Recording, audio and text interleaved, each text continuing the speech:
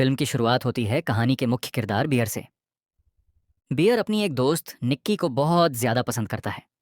वह उसे प्रपोज करना चाहता है, लेकिन उसके अंदर आज तक इतनी हिम्मत नहीं हुई कि वह निक्की को अपने दिल की बात बता सके।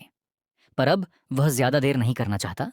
इसीलिए वह अपने दोस्तों के साथ बैठकर निक्की को प्रपोज करने की प्रैक्टिस कर रहा था। जब वह प्रैक्टिस में अच्छा हो जाता है, तब उसके दोस्त कहते हैं कि अब तुम्हें बिना देर किए फौरन निक्की से मिल लेना चाहिए। बियर भी बहुत खुश हो जाता है और फौरन अपने घर जाता है। लेकिन घर पहुंचते ही उसकी यह खुशी दुख में बदल जाती है जब वह अपनी पालतू बिल्ली को मरा हुआ देखता है। उसकी मौत का कारण बियर खुद था, क्योंकि उसने अपनी दवाइयां खुली छोड़ दी थीं, जिसे खाने की वजह से बिल्ली मर गई थी। इस बात का बियर को इतना सदमा लगता है कि वह कई दिनों तक न तो किसी से बात करता है और न ही घर से बाहर निकलता है। इसी बीच उसे पता चलता है कि निक्की अब पढ़ाई के लिए दूसरे देश जाने वाली है और शायद वह उससे दोबारा कभी न मिल पाए। यह सुनकर बियर को लगता है कि अब उसके पास आखिरी मौका है। तभी बियर को निक्की की विदाई पार्टी का इनविटेशन मिलता है। बियर समझ जाता है कि वह यह मौका नहीं गंवा सकता, इसलिए वह अच्छे से तैयार होकर प्रपोज करने की तैयारी करता है। पार्टी में जाने से पहले वह एक ज्वेलरी शॉप में जाता है। वह निक्की के लिए एक प्यारा सा गिफ्ट लेना चाहता था, पर बहुत कंफ्यूज था, इसलिए वह वहां की सेल्स गर्ल की मदद से एक लॉकेट खरीद लेता है। वह बहुत नर्वस था, इसलिए मजाक में सेल्स गर्ल से पूछता है कि क्या यहाँ कुछ ऐसा है जो मेरी किस्मत चमका सके। सेल्स गर्ल उसे कुछ चीजें दिखाती है, पर उसे कुछ पसंद नहीं आता। तभी उसकी नजर एक लकड़ी की छड़ी पर पड़ती है, जिस पर लिखा था कि इसके जरिए तुम अपनी कोई भी एक इच्छा पूरी कर सकते हो। बियर हंसते हुए पूछता है कि क्या यह सच में काम करती है। यह सुनते ही सेल्स गर्ल सीरियस हो जाती है और बताती है कि जिसने भी इसे इस्तेमाल किया, उसकी लाइफ फिर पहले जैसी नहीं रही। बियर को थोड़ा डर लगता है, पर प्यार के चक्कर में वह उस लकड़ी को ले लेता है। अब बियर पार्टी में आ जाता है। यहाँ सब लोग एंजॉय कर रहे थे, लेकिन बियर भीड़ में निक्की को गिफ्ट नहीं दे पाता। जब पार्टी खत्म होने वाली होती है, तो बियर अपने दोस्त को इशारा करता है कि वह सबको लेकर चला जाए, ताकि उसे निक्की के साथ अकेले वक्त बिताने का मौका मिले। सब दोस्त चले जाते हैं और बियर निक्की को उसकी कार में घर छोड़ने निकल जाता है।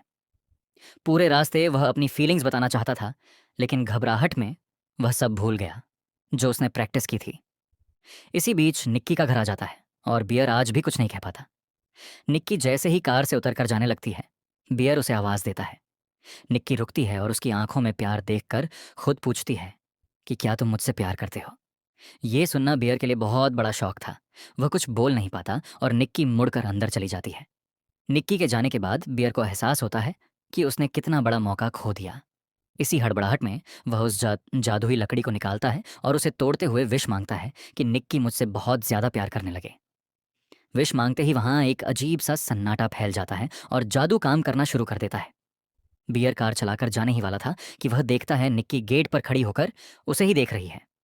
वह भागकर बियर के पास आती है और पूछती है कि क्या मैं तुम्हारे घर चल सकती हूँ। उसकी आंखें बहुत अजीब और डरी हुई लग रही थीं। वह कहती है कि मैं आज अकेली नहीं रहना चाहती। बियर उसे साथ ले आता है और कार में बैठते ही निक्की सो जाती है। घर आते ही निक्की उसके रूम में बेड पर बैठ जाती है। बियर पूछता है कि तुम अचानक यहाँ कैसे आई। तब निक्की रोते हुए एक झूठी कहानी सुनाती है कि उसके मम्मी पापा बहुत बीमार हैं। उसकी माँ को कैंसर है और वह इस दुख को अकेले नहीं झेल सकती। उसके आंसू देखकर बियर को यकीन आ जाता है और निक्की उसके कंधे पर सिर रख देती है। निक्की उसके बहुत करीब आ चुकी थी, लेकिन तभी अचानक उसका बिहेवियर बदल जाता है, जैसे वह जादू के असर से बाहर आ गई हो। वह हैरान होकर पूछती है कि तुम यहाँ क्या कर रहे हो और मैं यहाँ कैसे आई। वो बियर को धक्का दे देती है।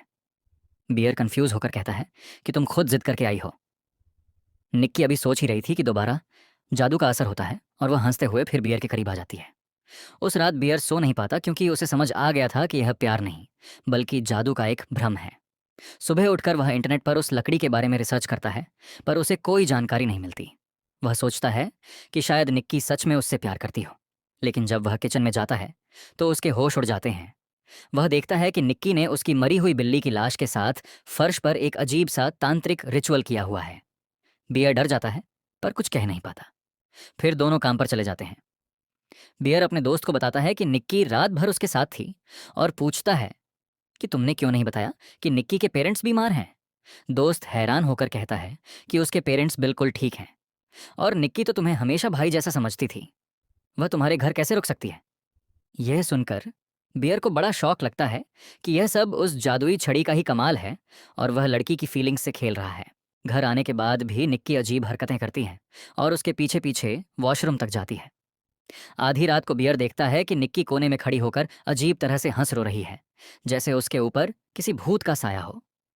वह एक फूलदान उठाती है और किसी शैतान की तरह अजीब चाल चलते हुए बियर को डराने आती है और फिर बिस्तर पर गिर जाती है। अब हर दिन डरावना होता जा रहा था। निक्की का प्यार अब एक खतरनाक जुनून बन चुका था। परेशान होकर बियर लंच के समय अपनी दोस्त सैरा को यह सब बताता है। बातचीत के दौरान बियर जैसे ही अपने सैंडविच का बाइट लेता है, उसे कुछ अजीब लगता है। जब वह सैंडविच खोलकर देखता है तो उसके अंदर उसकी मरी हुई बिल्ली का मांस था। यह देखकर उसे फौरन उल्टी हो जाती है। वह समझ जाता है कि निक्की के अंदर कोई बुरी ताकत आ चुकी है। जब वह घर लौटा है तो निक्की के मुंह पर कोई अजीब लिक्विड लगा था, जैसे उसने किसी जानवर को कच्चा खाया हो। बियर डरकर बाहर चला जाता है। कुछ दिन बाद बियर अपने घर पर एक पार्टी रखता है। वहां निक्की का बियर के लिए पागलपन देखकर सबको अजीब लग रहा था। निक्की नोटिस करती है कि सब बियर के करीब आ रहे हैं, जिससे उसे गुस्सा आ जाता है। वह चिल्लाती है कि तुम सब मरने वाले हो, क्योंकि मुझे वो लोग पसंद नहीं जो बियर के करीब आए। यह कहकर निक्की टेबल पर रखी कांच की बोतल तोड़ती है और उसे अपने ही चेहरे पर मार लेती है। सब डर जाते हैं और बियर सबसे माफी मांगकर उन्हें घर भेज देता है। मेहमानों के जाने के बाद बियर गुस्से में निक्की से कहता है कि मैं तुम्हारे इस जुनून से तंग आ चुका हूं और तुम्हें तुम्हारे घर छोड़कर आऊंगा।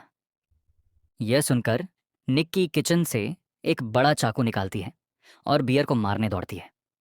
बियर नीचे गिर जाता है और जान बचाने के लिए झूठ बोलता है कि मैं कहीं नहीं जा रहा, मैं तुम्हारे साथ रहूंगा।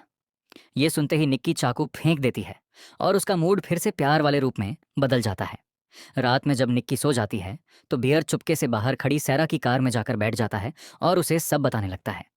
लेकिन तभी निक्की की आंख खुल जाती है और वह बियर को सैरा के साथ देख लेती है।